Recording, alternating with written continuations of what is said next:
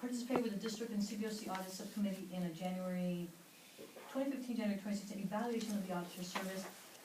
My comment to that is, with any evaluation, there will have to be, indeed, and you mentioned this, Marty, some sort of process, itemized criteria determined, definitions given as to what is being sought, all of that. We'd have to develop some criteria. Exactly. I would work with this committee Yeah. to come up with what we would use to evaluate them. Right. This is something new for both the district and Right, CBOC. and I realized that you were oversimplifying when you were saying, things like, we want to be, it makes someone happy or not happy.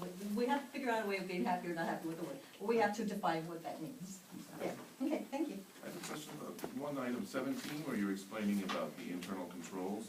So to make sure that we're all, at least that I understand it. So you're saying they do look at the financial controls only for change orders? They'll look at it, They will, exactly, and that's the standard procedure. Otherwise, the internal controls will be reviewed by the financial audit, and you will make sure that that's in Right. their contract. but you gotta remember, you Yes. can't ask for them to put the opinion, because as Mr. Jett pointed out, they all deny that opinion unless you get an internal controls audit. Yes. That's part of the boilerplate language of the American Institute of Certified Public Accountants. I don't have the strength to fight them. You go after Mr. Jett. My concern is, they were too specific in their denial of the internal control. It's boilerplate. And no, the Oh, yes. boilerplate was in paragraph 2, but when they issued a separate page that said, we do not issue an opinion, that threw a red flag up saying, wait a minute here. And then with a preponderance of the other errors, I believe that's It was you. in every report issued. And I'm willing to go back and find them and show it to you. Yeah. That's what I do believe. Honestly, I'm not, The language is in every. it's every. I checked this out with two members of the CPA board. I checked it with 2 or 3, and let's look at some audit reports. Yeah. What I'm saying is that with the other incidents in it, if you in fact, there definitely had to be a problem with internal controls when contracts were made, No. checks was issued.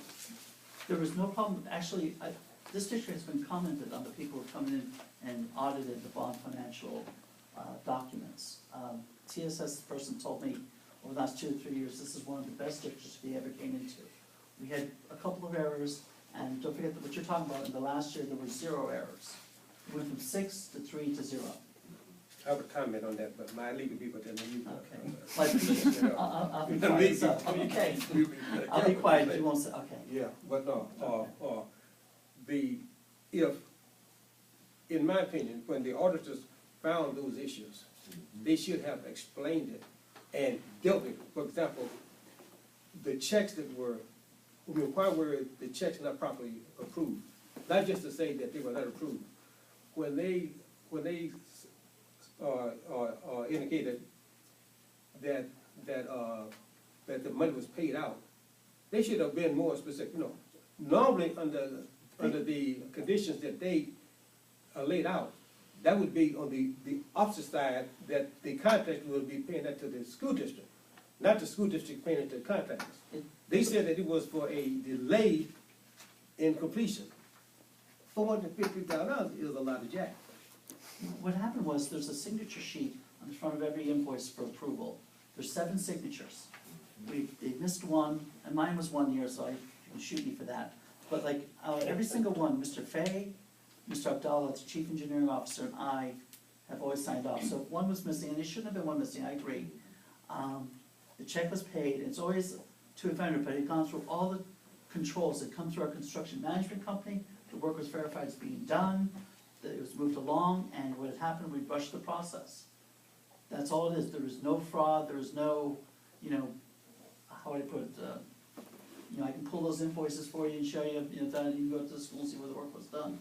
I mean, but the thing is, like, we did miss a signature, and we didn't this year, and I'm happy about that, and going forward, we won't, because it's paperless, and we have to approve it online. Sure. All right, thank you. So, we're almost at the top of the hour, don't know whether we're going beyond. We're going to summarize and maybe make recommendations. I'm curious,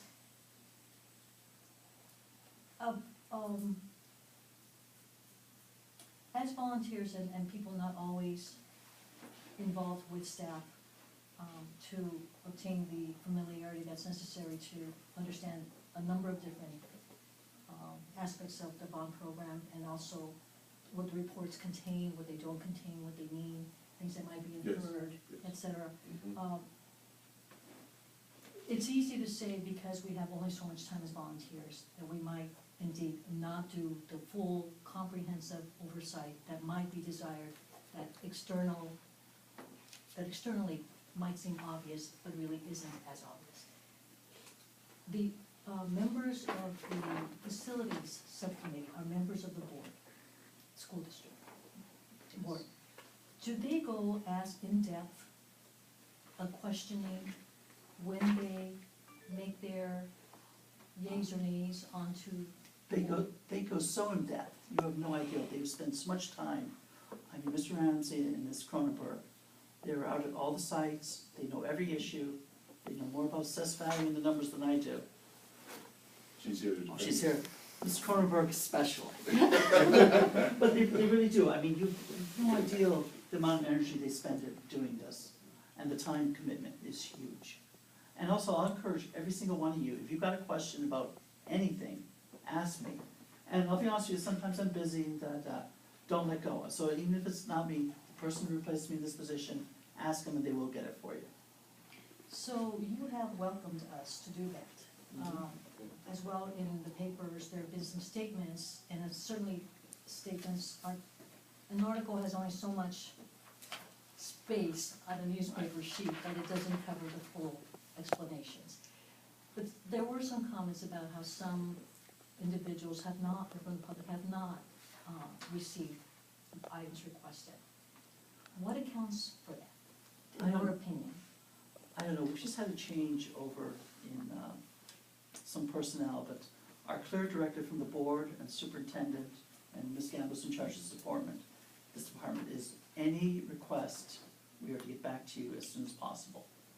So I think there's a renewed effort to keep everyone fully informed and be transparent. So has it been the case, would you say that as soon as possible hasn't always been Right. per the expectations of a member of the public, which might think tomorrow, rather than 2 weeks, which would be possible? Right. Well, I'd say sometimes, you know, if I get something from the CBOC, I try to have it back the next meeting. Because literally, bond finance staff is, you know, myself and 3 other people. And, you know, we pay $120 million invoice a year, doing the close, we're doing, you know, this and that. So we try and get it back as soon as possible. But sometimes Charlie, I'll give you an example, and Charlie will send me something, and it's off, you know, I won't say it's off topic, but Charlie knows his stuff. And I'll forget about it, and he'll fire me off another email, say, hey Marty, what about that? Follow up then. Yeah, There's a I service think- for that, followup.com. I think the key, Oh, it does it for you on Yeah. auto? It reminds you to send an email. Oh. I would say the key is to be persistent, and. But what is the normal due process? Well, I think we're trying to get everything out as quickly as Information possible. request. If I get an information request, depending on what it is, Is it standardized 48-hour turnaround, oh no, I don't. 72? I mean, my thing would be a week or two, it depends, if it's something simple I can do in a couple hours, I turn around a couple days. But sometimes we get a large request, it's a couple of weeks. But normally, I get a question at CBOC, in my mind, I have till the next meeting, unless one of you say, hey, I'd like to have this earlier. Like I committed to Mr. Warren, to get back his numbers for the annual report by tomorrow. Sure. Dennis, we gotta get on that. You know, but we will get to it by tomorrow.